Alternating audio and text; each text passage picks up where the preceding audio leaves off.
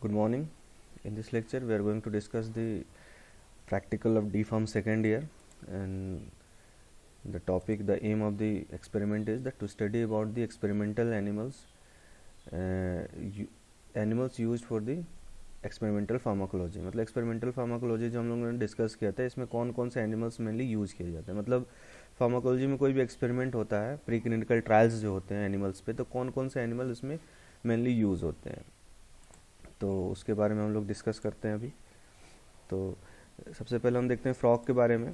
Frog का अगर wait देखा जाए जनरली तो 50 टू 100 ग्राम होता है। आप देख सकते हो यहाँ पर इसका बायोलॉजिकल नेम जो रहता है, साइंटिफिक नेम राना टिग्रिना रहता है।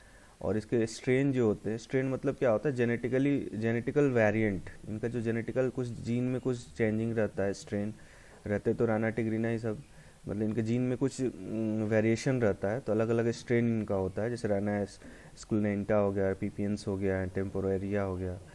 और इनका अगर स्पेसिफिक कैरेक्टरिस्टिक्स की बात करें तो ये कोल्ड ब्लडेड होते हैं, कोल्ड ब्लडेड एम्फीबियंस होते हैं। एम्फीबियंस मतलब ये कि वाटर एंड लैंड दोनों पे रहते हैं ये।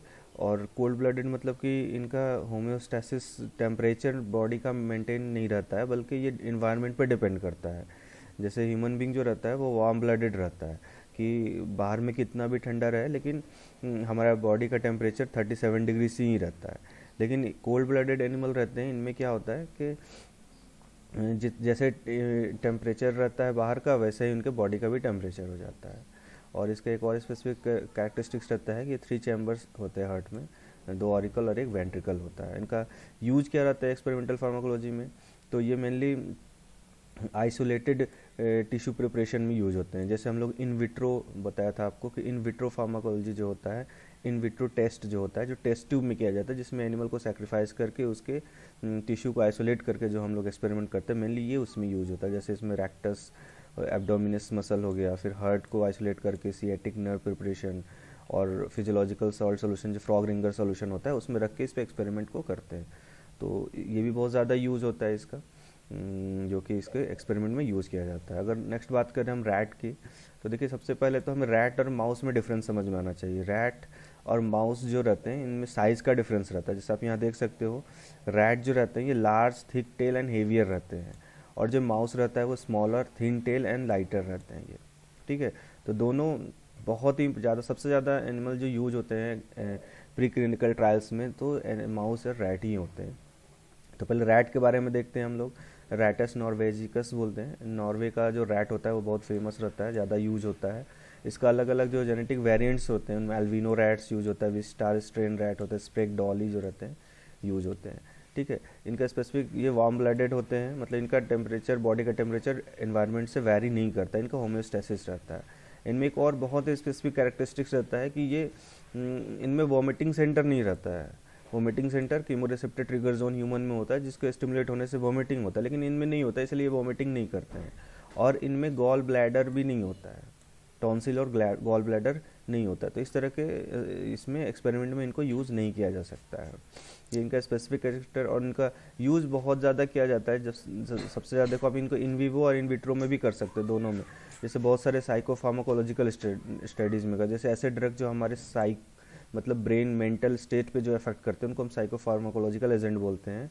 उनमें भी इनको यूज़ किया जाता है ज़्यादातर, जैसे antipsychotic drugs, anti anxiety drugs का स्क्रीनिंग के लिए, उनके टेस्ट के लिए इसमें हम लोग चेक करते हैं। जैसे एनाल्जेसिक्स हो गए, एंटी कन्वल्सेंट्स हो गए। एनाल्जेसिक्स पेन किलिंग ड्रग्स होते हैं, जो कन्वल्सेंट यानी सीजर को सही करते हैं, उनका भी हम लोग कन्वल्सियोमीटर में, एनाल्जेसिक का मैंने जैसे इंस्ट्रूमेंट जो होता है टेलफिलिक अपैरेटस, उनमें भी इनका यूज़ किया जाता है।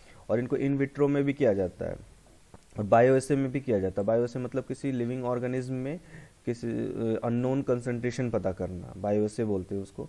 तो बहुत सारे हार्मोन जैसे इंसुलिन, ऑक्सीटोसिन एंड वैसोप्रेसिन का भी बायोएसए में किया जाता है। और कुछ फार्माकोकाइनेटिक एंड फार्माकोडायनेमिक स्टडीज, जैसे acute and chronic toxicity study, जो हम लोग ड्रग डिस्कवरी से पहले जो प्री क्लिनिकल ट्रायल्स होता है उसमें भी इनका यूज़ किया जाता है। तो इम्पॉर्टेंट है ये प्री क्लिनिकल ट्रायल्स में, ये रैट और माउस का बहुत ही ज़्यादा यूज होता है। माउस की बात करें हम, तो इसका जो कॉमन स्टेट्स रहता है, स्विस एल्बिनो रहता है, लैका रहता है। और इसको भी हम लोग मेनली सबसे ज़्यादा टॉक्सिसिटी स्टडी में इसको यूज़ किया जाता है। ये भी वार्म ब्लडेड रहता है, और ये सबसे ज़्यादा सिडेटिव इफेक्ट्स ऑफ हेक्सोबार्बिटन से बहुत सेंसिटिव रहता है, मतलब इसका थोड़ा सा कंसंट्रेशन से भी इसमें क्या होता है, सेडेटिव इफेक्ट आ जाता है। ये बहुत इसलिए इसमें यूज़ किया जाता है, और ये बहुत ही चीप रहते हैं, ईजी, बहुत आसानी से हैंडल भी हो जाते हैं, इसलिए इनका यूज़ ज़्यादा किया जाता है। इनका भी सेम वैसे ही जो रैट के बारे में हम लोगों ने पढ़ा, ज़्यादातर इन सब में यूज़ होता है। ट्रैक्टोजेनिक स्टडी में भी करते हैं हम लोग इसमें, और टॉक्सिकोलॉजिकल स्टडी में भी करते हैं। पॉइजन जो रहते हैं, इंसुलिन का बायोस्टे में भी इनका यूज़ किया जाता है। सेंट्रल नर्वस सिस्टम पे जो ड्रग एक्ट करते हैं, मतलब इनका बहुत ही वाइड यूज़ रहता है रैट एंड माउस का।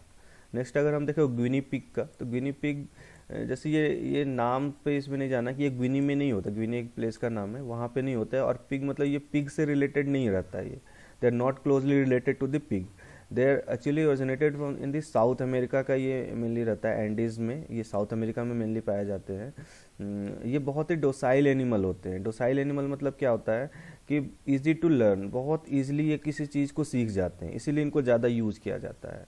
और ट्यूबरक्लोसिस एंड एनाफिलेक्सिस बहुत जल्दी इनको हो जाता है, ये ससेप्टेबल रहते हैं इनसे। एंड हिस्टामिन से सबसे ज़्यादा इनका सेंसिटिविटी रहता है, हिस्टामिन एंड पेनिसिलिन से। तो मतलब ज़्यादातर जो हिस्टामिन का एक्सपेरिमेंट रहता है वो इसी पे करते हैं, जैसे study of histamine and antihistamines जो हिस्टामिन चैम्बर में करते हैं हम लोग, बायोसी ऑफ डिजिटलिस में भी यूज़ करते हैं, लोकल एनेस्थेटिक्स में भी इनका यूज़ किया जाता है। और ट्यूबरक्लोसिस से ससेप्टेबल रहते हैं, तो इसलिए उनका ट्यूबरक्लोसिस का भी स्टडी इनसे किया जाता है, तो ये भी ज़्यादा यूज़ होने वाला है ग्विनी पिग। नेक्स्ट देखते हैं हम लोग रैबिट। रैबिट में अगर देखें इसका बायोलॉजिकल नेम तो ऑरिक्टोलेगस क्यूनिकुलस होता है, और मेनली स्ट्रेन जो जेनेटिक वेरिएंट रहते हैं वो New Zealand white and Himalayan black rabbit रहते हैं। ये भी डोसाइल एनिमल, बहुत जल्दी सीखते हैं। लार्ज ईयर्स रहते हैं इनमें, ईयर्स जो रहता है ये देखो आप। और मेनली न्यूजीलैंड वाइट रैबिट्स को यूज किया जाता है, और ये वार्म ब्लडेड एनिमल्स होते हैं, मतलब टेम्परेचर वेरी नहीं करता है एनवायरनमेंट के साथ इनका। और इनमें एक स्पेसिफिक कैरेक्टरिस्टिक्स ये रहता है कि इन पे एट्रोपिन जो रहता है उसका इफेक्ट नहीं रहता है, क्योंकि इनमें एक एंजाइम रहता है ट्रोपिनेज एंजाइम, जो ब्लड में इनके बहुत ज़्यादा पाया जाता है, जो कि उसको इनएक्टिव कर देता है, जिसकी वजह से इनका एट्रोपिन का इफेक्ट नहीं होता। एंटीकोलिनर्जिक ड्रग्स होते हैं तो इनका इफेक्ट इसमें नहीं होता है। इनका मेनली यूज जो होता है पायरोजन टेस्टिंग में होता है। पायरोजन टेस्टिंग मतलब पायरोजन ऐसे सबस्टांस होते हैं जो कि बॉडी में फीवर लाते हैं, तो उसका टेस्ट किया जाता है। एंटीडायबिटिक्स में किया जाता है, रिटेंसी टेस्ट में किया जाता है, ग्लूकोमा में किया जाता है। इनका आई इजिली विजिबल रहता है, तो ग्लूकोमा हो गया, माइड्रियाटिक एंड माइड्रियासिस जो रहते हैं, मायोसिस रहते हैं, उनका इफेक्ट इनमें बहुत ईजिली से हम लोग कर सकते हैं इसमें। और फार्माकोकाइनेटिक स्टडी में भी इनको यूज़ किया जाता है। नेक्स्ट आता है हम लोग लास्ट में हैमस्टर के बारे में। हैमस्टर जो रहते हैं ये mainly as a pet use होते हैं, पालतू जानवर, जैसे चाइनीज़ हो गए हैं, सीरियन हो गए हैं।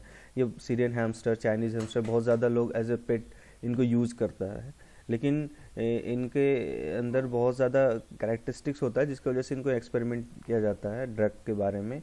जैसे आप देखो कि ये शॉर्ट बॉडी, शॉर्ट लेग रहते हैं, लूज स्किन रहता है, और फर से इनका बॉडी पूरा चारों तरफ से कवर रहता है, ठीक है। और सबसे इम्पॉर्टेंट इनमें क्या रहता है, चाइनीज़ हैमस्टर जो रहते हैं इनमें क्रोमोसोम नंबर बहुत कम होता है, जिसकी वजह से क्या होता है साइटोलॉजिकल स्टडी, जो सेल के बारे में, जेनेटिक स्टडी, इन सब के बारे में बहुत ईजिली इससे हम लोग स्टडी कर सकते हैं। और इनसे डायबिटीज़ मेलाइटिस की स्टडी किया जाता है, जो डायबिटीज़ होता है उसके बारे में हम लोग करते हैं। इम्प्लांटेशन स्टडी और प्रोस्टाग्लैंडिन जो होता है, जो पेन जो कॉज करता है, उसके बारे में भी हम लोग इसमें स्टडी करते हैं। तो these are the animals which are use in the experimental pharmacology. और भी बहुत सारे यूज होते हैं जो कि इसमें मैंने नहीं लिए, जैसे मंकीज़ हो गए, मंकीज़ का भी यूज़ किया जाता है कहीं कहीं पे, ठीक है। तो मेनली ये है जिनके बारे में बस थोड़ा सा इंट्रोडक्टरी पार्ट जानना था कि स्पेसिफिक कैरेक्टरिस्टिक्स क्या होते हैं और इनके यूज़ क्या होते हैं, ठीक है। तो this is all about the experimental animals. और मैं नेक्स्ट वीडियो में आप लोगों को ऑर्गन बाथ असेंबली और ऑर्गन बाथ असेंबली के बारे में और फिजियोलॉजिकल सॉल्ट सॉल्यूशन के बारे में बताऊंगा।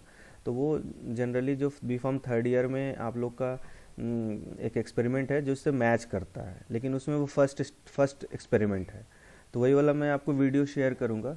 तो उसमें आपको उसमें वो नहीं होना है कि सर ये तो एक्सपेरिमेंट 1 दिखा रहा है, क्योंकि B.Pharm थर्ड ईयर का वो फर्स्ट एक्सपेरिमेंट है, और आप लोग का वो थर्ड एक्सपेरिमेंट रहेगा, थर्ड या फोर्थ रहेगा जो भी। तो आप लोग को जो नोट्स भेजा जाएगा PDF, उससे आपको लिखना है। वीडियो तो समझने के लिए रहता है, तो आप लोग उससे बस ऑर्गन बाथ असेंबली और वो चीज़ को समझ लेना, ठीक है। Thank you.